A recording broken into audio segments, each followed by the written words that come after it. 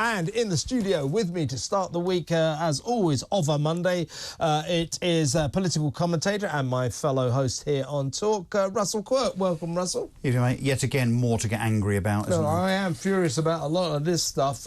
Well, let's... honestly, this policing, these non-crime hate incidents, you know, the Prime Minister, we'll get to it in a minute, but, you know, he says, oh, yes, they've got to concentrate on the crimes that people care about, as opposed to knocking on the door and saying, I think you tweeted something a year ago that might be offensive, might be a hate crime. Yeah, he's right there. Do something, though. We've got to stop these non-crime hate incidents. We've got to stop the police in these sinister moves to police what people think and tweet. It's got to stop. This is not North Korea.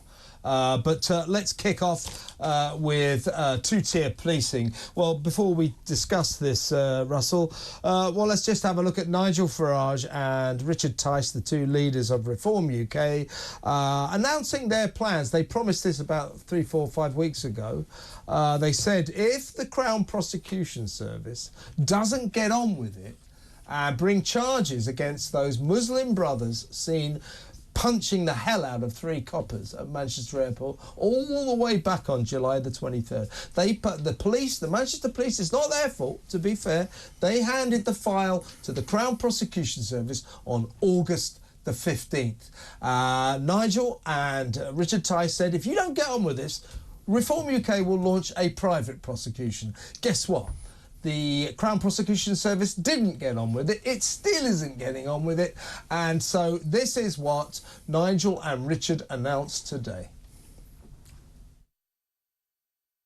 The Southport riots led to immediate arrests and, in some cases, imprisonment, not just for those that threw bricks, but for those who said things online. Yet, the appalling attack on police officers at Manchester Airport has been completely ignored.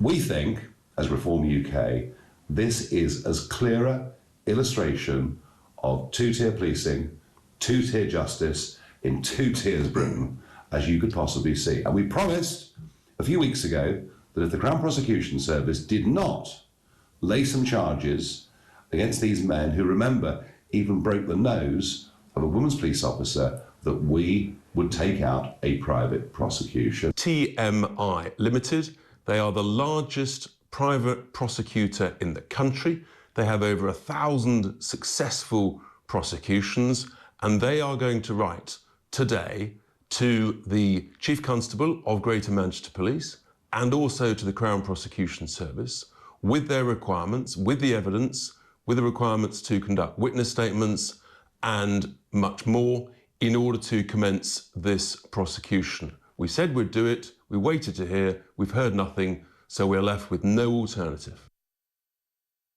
And today, Russell, Talk contacted the Crown Prosecution Service to ask what was going on. Again, the only statement they're issuing is the same statement that was issued back in July and then subsequent to the police file being handed to the CPS on August the 15th. So no action, no comment.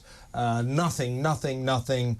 So Reform UK have taken it upon themselves to do what the Crown Prosecution, what the service, what the authorities seem reluctant to do. And I keep saying it, by all means, Crown Prosecution Service or Manchester Police, get in touch with us. Tell me I'm wrong. I accuse you of going slowly, deliberately slowly, kicking this can inexorably, eternally down the road, purely because these two suspects, the two brothers filmed punching the coppers, are Muslims, and you're worried about Islamophobia. And you weren't very slow when the white working class rioters were causing mayhem in the summer. You had them in court and in jail within about a week. So don't tell us this is how long it always takes. I want to hear from these people, Russell, because good for Reform UK. They are going to put a spanner in the works, is what, in my view, is clearly a bid to try to postpone this forever. Well, to kick it into the long grass, yeah. So look, we're 4 months on from the incident that all of us saw, of course, on the second video that was released, and bearing in mind, by the way, of course, there's still this investigation into the so-called whistleblower, the person within Manchester Airport that dared to release the second video, which of course showed the context around why it seems the police acted in the way they did. We shouldn't forget that. And we also shouldn't forget to support that whistleblower on the basis that they've done the right thing to make sure that the public see that context. So this is... I don't think they caught whoever the whistleblower is. Well, but they're going to keep looking for. So they're more interested in the whistleblower than they are the perpetrators of the alleged assault. Couldn't run a bath, so I don't suppose they'll find him. So great that Reform are doing this, and you know I admire, support, and respect the fact that Richard Tyson and Nigel Farage are doing this.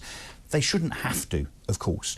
Where does this end? I'll tell you where it ends, is that people that are now aggrieved as a consequence of two-tier policing, incompetent policing and incompetent CPS, we're all going to have to take matters into our own hands. And before everyone kicks off at me saying that, what I mean by that is from a prosecution perspective, because, you know, the police are failing in their duty.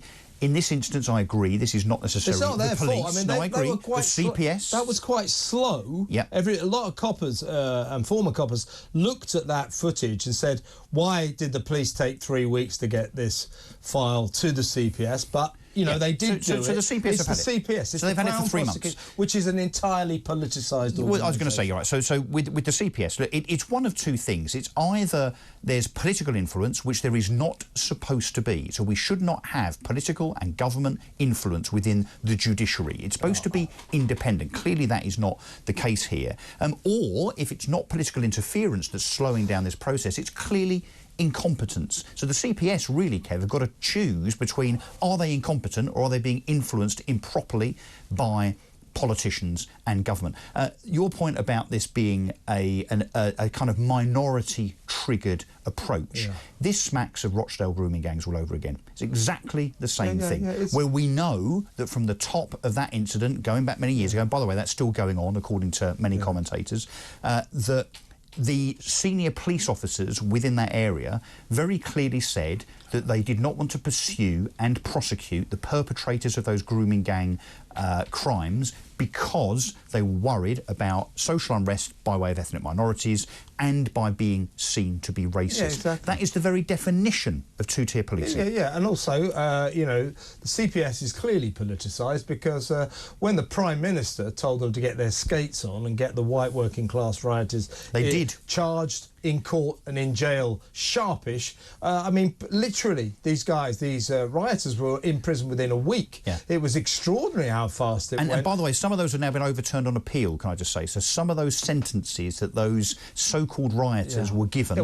because they pleaded guilty, they have been overturned on appeal on the basis of being too strong. They were grotesquely disproportionate, you know, particularly the lady who I think got 2 years and 3 months for something she put on Facebook. Nobody should go to jail for anything they post on social media. That is ridiculous. I'm not saying it can't be an offence. I'm not saying that the police shouldn't talk to people sometimes about what they post on social media if it's particularly egregious, but words, hurty words, you never go to jail for that. Not in this country. Thank you very much. Absolutely outrageous. I wonder what the audience think. Let me know what you think. Is Reform UK doing the right thing?